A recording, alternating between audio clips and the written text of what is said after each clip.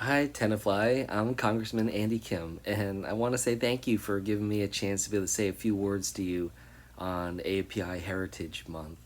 This is extraordinary that we have so much moving in this direction of celebrating Heritage Month, of recognizing what it means to be AAPI, and it's important for those of us who are of heritage for us to take a step back and reflect upon the history in this country. It is a history that often goes unknown. It's a history that's often underappreciated. But here in New Jersey, we're leading the way in terms of being able to recognize that we're only the second state in the entire country that has passed a law that requires the teaching of AAPI Heritage Month, AAPI Heritage and History in our public schools. And I'm down here in DC working alongside my colleagues in Congress trying to pass legislation that would set the path for having a national API museum right here in DC on the mall as part of the Smithsonian. Those are the types of things that we're trying to do to move the needle forward in terms of this being taught. And it's important not just for APIs in our country, but for everyone in our country to recognize the contributions that we make, to recognize that we belong here, that this is our home. And this comes amidst violence and discrimination and otherization that has happened with the API community over the last couple of years. Racism, discrimination facing Asian Americans, it's not just because of the pandemic.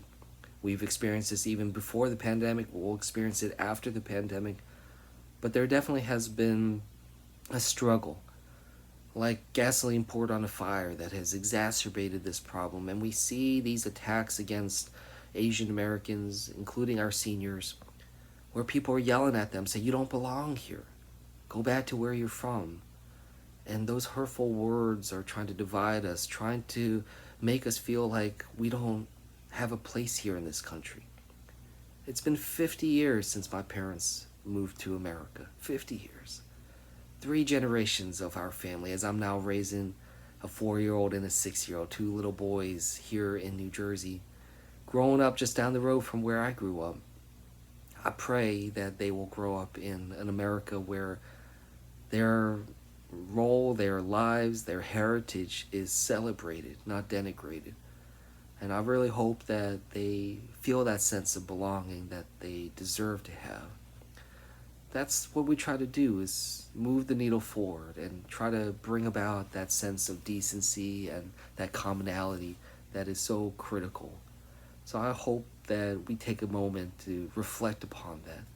But as we look back, we also must look forward and think about what it is that is our role. What can we do? The support that we try to do for API small businesses in New Jersey, the roles that we try to deal with for mental health and healthcare for our Asian American communities, the right to vote, and so many other things that are about empowerment, enfranchisement. That's the world that I want to be pushing towards. And I hope to be able to work alongside all of you to accomplish it.